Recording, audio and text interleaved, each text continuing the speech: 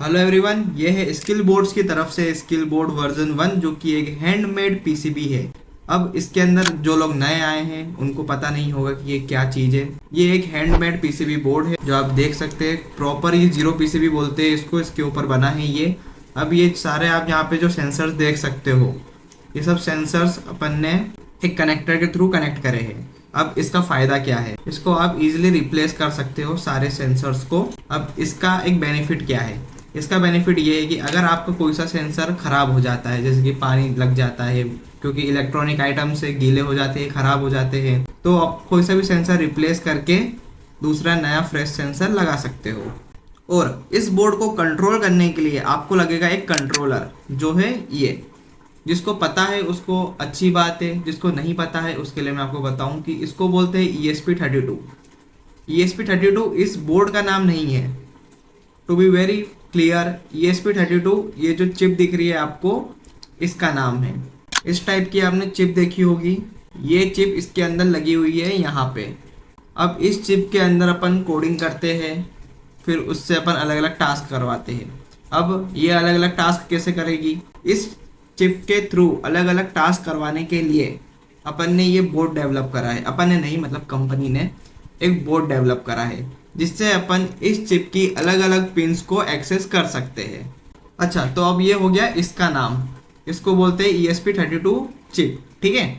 पर इस बोर्ड का नाम क्या है, अब इस बोर्ड का पीछे आप देख सकते हो, यहाँ पे लिखा है ESP32 डेव किट V1। इस डेवलपमेंट बोर्ड में अगर आप ध्यान से देखोगे तो आपको बहुत सारे रजिस्टर दिखेंगे, कैपेसिटर्स दिखेंगे, लेवल शिफ्टर्स दिखेंगे, पुश बटन्स दिखेंगे और एक USB कनेक्टर दिखेगा टाइप B, जो आपके मोबाइल के चार्जिंग में होता है, वो इसके अंदर भी है। तो क्या इसको चार्ज करना पड़ेगा, क्या नहीं करना पड़ेगा। ये कोडिंग के लिए यूज़ होता है, मतलब अपन अपने लैपटॉप से, PC से इसके अंदर कोड अपलोड कर सकते हैं।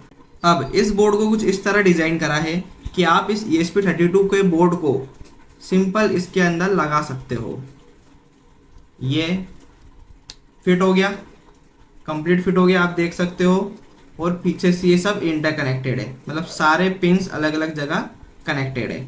अब यहाँ पे आप देख सकते हो, यहाँ पे बटन्स लगे हैं, ठीक है। इसको अपन स्लाइड स्विच बोल सकते हैं, स्लाइड स्विच। जैसे कि आपने देखा होगा पुराने रेडियो में आते थे एक स्विच, जिसको अपन स्लाइड करते थे तो वो ऑन ऑफ होते थे, तो ये है स्लाइड स्विच। इसको आप ऑन करोगे तो आपको कोई सा भी सेंसर जिस नंबर पे ये डिनोट करता है, जिस नंबर से ये ऑन होएगा, वो सेंसर आपका ऑन हो जाएगा। फॉर एग्जाम्पल, यह एक USB टाइप B केबल है, इससे आप आपका मोबाइल चार्ज करते हो। सिंपल बस वो केबल लेना है, बस वो केबल डेटा ट्रांसफ़र वाली होनी चाहिए। तो सिंपल अपन इसके अंदर इसको इंसर्ट कर देंगे, ओके। तो आप देख सकते हो इसकी लाइट ऑन हो गई है। अब क्या पीछे कोई सी लाइट ऑन हुई है, नहीं हुई है, क्योंकि अभी सारे यहाँ के आप स्लाइड स्विच देख सकते हो वो ऑफ स्टेट में है। अब इसको ऑन करने के लिए मैं कोई सा भी एक स्विच ऑन कर देता हूँ, तो आप देख सकते हो यहाँ से एक लाइट ऑन हो गई है। अब ये लाइट क्या डिनोट करती है, जैसे कि मैंने पहले बताया कि जहाँ से जैसे ही आप इसको ऑन करोगे तो यहाँ से पावर जाना ऑन हो जाएगी। अब मान लो, अब जैसे कि लाइट यहाँ पे है, इसके सामने लगा है ये वाला सेंसर, तो ये सेंसर ऑन हो जाएगा। आपको जो भी डेटा कलेक्ट करना है वो आप इस सेंसर से ले सकते हो इसको ऑन करने के बाद। अब ये जो LED है, आपने नॉर्मल LED देखी होगी कुछ ऐसी, इसको बोलते हैं through hole LED। Through hole LED क्यों बोलते हैं, उस पीछे भी एक रीज़न है। अब जैसे कि मान लो ये एक बोर्ड है, इसमें अपने को एक LED कनेक्ट करनी है, तो अपन सिंपल ये जो होल दिख रहे हैं, इस होल में इंसर्ट कर सकते हैं। तो ये होल के आर पार हो गई, तो इसको अपन बोलते हैं थ्रू होल। तो इसलिए इस LED को बोलते हैं थ्रू होल LED। इसको अपन कहीं भी लगा सकते हैं, ओके। अब ये जो LED मैंने यहाँ पे लगाई है, जिसको जैसे ही अपन पावर ऑन कर रहे हैं तो वो ग्लो हो रही है, इसको बोलते हैं SMD LED। तो ऐसी LED जो सरफेस के ऊपर लगती है, छोटी होती है, कॉम्पैक्ट होती है, उसको बोलते हैं SMD LED। तो इसके अंदर मैंने थोड़ा सा इस बोर्ड को कॉम्पैक्ट बनाने के लिए मैंने SMD LED यूज़ करी है। और ये भी डिनोट करता है कि कौन सा आपका सेंसर ऑन है, कौन सा सेंसर ऑफ है। अब फॉर एग्जांपल ये तो हो गया एक सेंसर के लिए। अब मान लो एक और मैं यहाँ से एक और स्विच ऑन कर देता हूँ, क्या मेरी 2 LED ऑन हो गई, बिल्कुल हो गई। इसका मतलब दूसरा सेंसर जो यहाँ पे लगेगा वो ऑन हो जाएगा। तो यहाँ पे लगी थी मेरी OLED, ये है OLED, इसके अंदर अपन कुछ भी प्रिंट करा सकते हैं, ये आने वाली वीडियोस में मैं आपको बताऊंगा। तो सिंपल इसको अपन इंसर्ट कर देंगे यहाँ से, तो यहाँ पे OLED लगी है, यहाँ से पावर देंगे तो LED ऑन हो जाएगी। अब सर आपने LED को पावर तो दे दी, ये यहाँ से जल क्यों नहीं रही है, क्या ये LED खराब है क्या? नहीं, इसको ऑन करने के लिए अपने को कोडिंग करनी पड़ेगी। अब सबसे मेन बात, इस बोर्ड की हेल्प से अपन क्या क्या प्रोजेक्ट बना सकते हैं और इसके अंदर क्या क्या लगा है। तो इसमें आप देख सकते हो एक रिले लगा हुआ है, इस रिले की हेल्प से आप मोबाइल से चलने वाला एक होम ऑटोमेशन सिस्टम बना सकते हो। मोबाइल से कोई सी भी घर की लाइट या घर का फैन ऑन ऑफ कर सकते हो। ये लगा है प्रेशर सेंसर, इससे आप प्रेशर देख सकते हो। अब उसके बाद आप देख सकते हो OLED, कुछ भी आपको प्रिंट कराना है तो आप स्क्रीन के ऊपर प्रिंट करा सकते हो। अल्ट्रासोनिक सेंसर्स, इसको आपने बहुत सारी रील्स में देखा होगा, जो ऑब्जेक्ट डिटेक्ट करता है। ये लगा है एक IR सेंसर जो आपके टीवी के रिमोट में लगा रहता है, आजकल तो ब्लूटूथ वाले रिमोट आते हैं स्मार्ट टीवी के साथ में।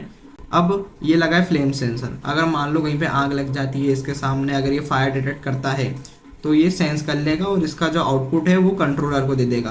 ये पूरा कोडिंग से चलेगा। और आने वाली कुछ वीडियोस में आप इन सारे सेंसर्स का यूज़ देखोगे, कैसे अपन किस सेंसर को ऑपरेट कर सकते हैं, किसका डेटा अपन ले सकते हैं, किसको इनपुट बना सकते हैं, किसको आउटपुट बना सकते हैं, सब कुछ चीज़ें।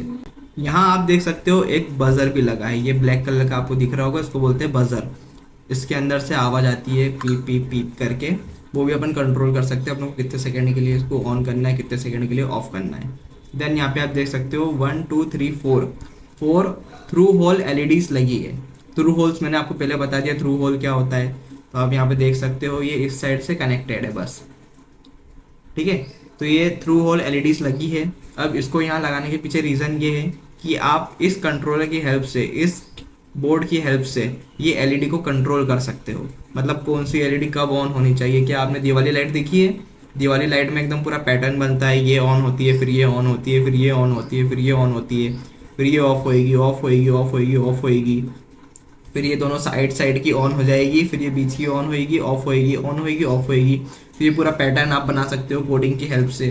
तो आने वाली कुछ वीडियोस में आप यही सब देखोगे कि इस बोर्ड की हेल्प से आप कितने प्रोजेक्ट बना सकते हो, कितने टाइप्स के बना सकते हो, क्या क्या कोडिंग कर सकते हो, कौन कौन से सॉफ्टवेयर से कोडिंग कर सकते हो, कैसे अपलोड करना है और रियल लाइफ प्रोजेक्ट्स कैसे बनाने हैं। और सबसे अच्छी बात कि ये वीडियो एक स्कूल का स्टूडेंट भी देख सकता है, एक कॉलेज का स्टूडेंट भी देख सकता है, क्योंकि आने वाली कुछ वीडियोस में सबसे पहले मैं आपको बताऊंगा कि एक M-ब्लॉक सॉफ्टवेयर है जिसको ब्लॉक प्रोग्रामिंग की हेल्प से अपन प्रोग्राम कर सकते हैं इस बोर्ड में।